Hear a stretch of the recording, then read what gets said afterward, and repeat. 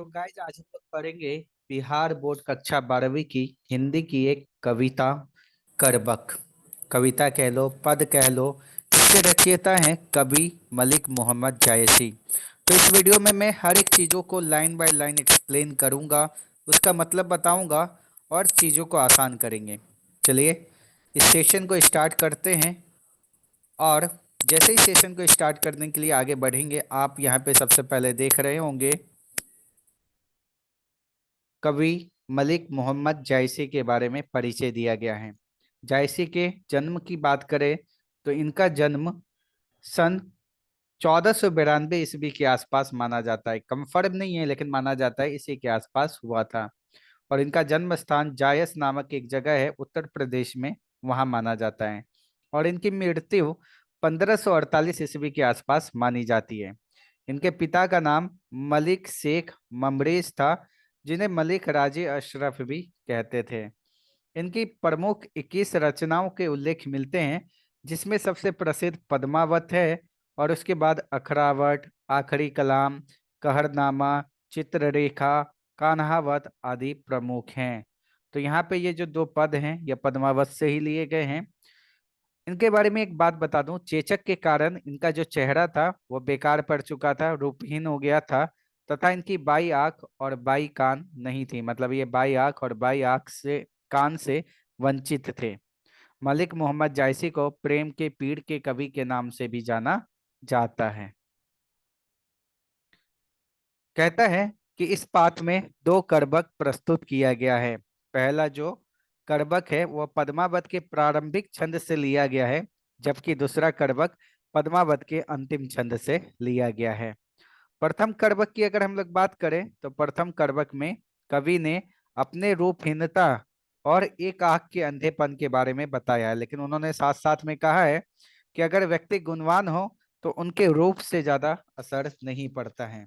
वहीं द्वितीय करबक में कवि ने बताया है कि मनुष्य अगर अच्छी कीर्ति कर जाता है तो उसकी कीर्ति ही उसके जाने के बाद इस संसार में रह जाती है, ना कि उसके द्वारा उसका रूप रह जाता है, ना ही उसका रंग रह जाता है।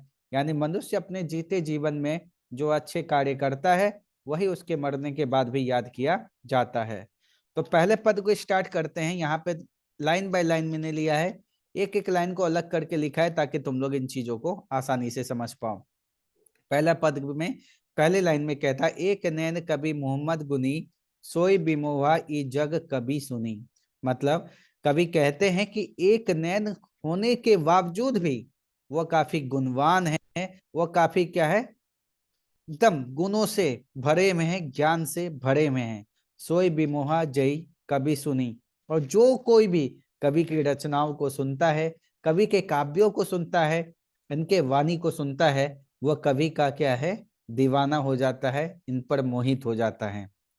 आगे कहते हैं, चांद जैस जग विधि अवतारा, दिन कलंक किन्हु उजियारा। जिस प्रकार से चांद इस धरती पे अपने प्रकाश से इस धरती को, इस ब्रह्मांड को प्रकाशित कर रहा है, ठीक उसी प्रकार से अपने ज्ञान रूपी प्रकाश से कवि जैसे भी इस धरती को, इस मानव जगत को प्रकाशित कर रहे हैं। लेकिन दिन कलंक किन उजियारा, कि जिस प्रकार से चंद्रमा में भी क्या है, एक क्या है, दोष है, चंद्रमा में भी दाग है, कलंक है, ठीक उसी प्रकार से कवि में भी कलंक है। कवि भी क्या है, अभावों से युक्त हैं। जग सुझा एक ही नैना, उबा सुख अस नखहत माहा।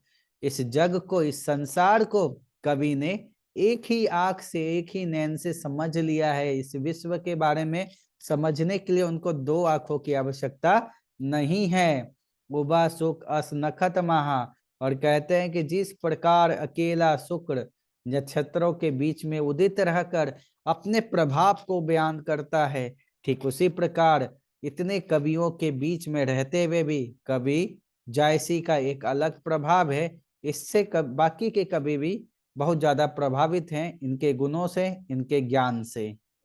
यहां तक मैं उम्मीद करता हूं क्लियर होगा। आगे क्या है, जो लही अंबही डाब ना होई, तो लही सुगंध बसाई ना कोई। कवि कहते हैं कि जब तक आम में, आम के पेड़ नकुली डाब यानी मंजरी नहीं होती, तब तक उसके सुगंध का पता नहीं चलता, उस आम के पेड़ के अस्तित्व का ही नहीं पता चलता। किन समुद्र पानी जो खारा, तो अति भव असूझ अपारा। और क्योंकि समुद्र का पानी बहुत खारा है, इसलिए वह असूझ है, अपार है, विशाल है, लेकिन उपयोग के लायक नहीं है। आगे कवि ने कहा है, जो सुमेरु त्रिशूल विनाशा, भा कंचन गिरी आग आकाशा। जो लगी घड़ी कलंक न पड़ा, काच हुई नहीं कंचन करा। कवि कहते हैं कि जब तक भगवान शिव ने अपने त्रिशूल से सुमेरु पर्वत का विनाश नहीं किया, मतलब जब तक सुमेरु पर्वत को भगवान शिव के त्रिशूल का क्या है स्पर्श नहीं हुआ, तब तक वह कंचन का मतलब सोने का पर्वत नहीं बना, तब तक उसने आसमान की ऊंचाइयों को नहीं छुआ। ठीक उसी प्रकार से अगर हमें सोने को शुद्ध रूप में पाना होता है, तो उसे सबसे पहले घोड़िया यानी सोने गलाने वाले पात्र में उस सोने को पिघलाना पड़ता है, तपने के बाद ही वह सोना हमें क्या है शुद्ध रूप में प्राप्त होता है। ठीक है, यहाँ तक क्लियर है? मैं उम्मीद करता हूं मैंने इन चीजों को काफी अच्छे से आपको बताया है। आगे बढ़ेंगे इसमें तो हम लोग आएंगे, देखेंगे, एक नैन जस दर्पण ओ ते ही निर्मल भाव, सब रूपवंत गही मुख जे वही कई चाव। यहाँ पे कवि कहते हैं कि एक नैन के होते हुए भी वह दर्पण के समान निर्मल है। इन्होंने धर्म, जाति, रंग के आधार पे मनुष्य में किसी प्रकार का कोई भेद नहीं किया है। और कवि कहते हैं कि इनके इसी गुण के वजह से बड़े से बड़े रूपवान लोग उनके चरण पकड़कर कुछ पाने की इच्छा में उनके तरफ क्या है ताक लगाए बैठे रहते हैं। तो यहाँ यह पहला पद हमारा समाप्त होता है और अब हम बढ़ते हैं दूसरे पद की तरफ। तो दूसरे पद में क्या कहा गया है देखो, मोहम्मद कभी यह जोड़ी सुनावा, सुना जो प्रेम पीड़ गा पावा। कवि कहते हैं कि मैंने अपनी रचनाओं को क्या है बहुत गहरे प्रेम और पीड़ा का अनुभव करके लिखा है। जोड़ी लाई रकट के लेई, गाढ़ी प्रीति नयन जल भयई। उन्होंने कहते हैं कि जिस प्रकार पुस्तकों के पन्नों को चिपकाने के लिए लई का उपयोग किया जाता है, यहाँ इस काव्य को बनाने में इन्होंने लय के रूप में अपना रक्त लगाया है और तथा गाढ़ी प्रीति और आंसुओं के जल से इसे भिगोया है। मतलब अपने इस रचना में कवि ने अपने पूरे जज्बातों को रख दिया है। आगे कहते हैं, ओ मन जानी कबित अस्कीना, मक यह रहे जगत महचीना। कवि कहते हैं इस काव्य की रचना करने के पीछे मेरा एक ही आशय है कि अगर मैं रहूं या ना रहूं, मेरा यह रचना, मेरा यह ग्रंथ, मेरी यह ज्ञान रूपी गंगा इस संसार में रह जाए, ताकि लोग मुझे जन्मों जन्मों तक याद करते रहें। कवि ने ऐसा क्यों कहा, वो उदाहरण देते हुए कहते हैं, कहाँ सो रतन सेन अस राजा, कहाँ सुबह असी बुद्धि उपराजा। कहते हैं अब तो वह न रत्न सेन है और न वह रूपवती पद्मावती है और न ही वह बुद्धिमान सुआ है। कहाँ अलाउद्दीन सुल्तानू, कहाँ रघोजई किन बखानू। और न राघव चेत या अलाउद्दीन कोई बचा है। मतलब समय के साथ सभी को अपना शरीर त्यागना पड़ा है, लेकिन उन्होंने ऐसा कोई कार्य भी नहीं किया कि जिसके कारण उनको बहुत अधिक दिनों तक याद रखा जाए। कहाँ स्वरूप पद्मावती रानी, कोई नहा रहा जग रही कहानी।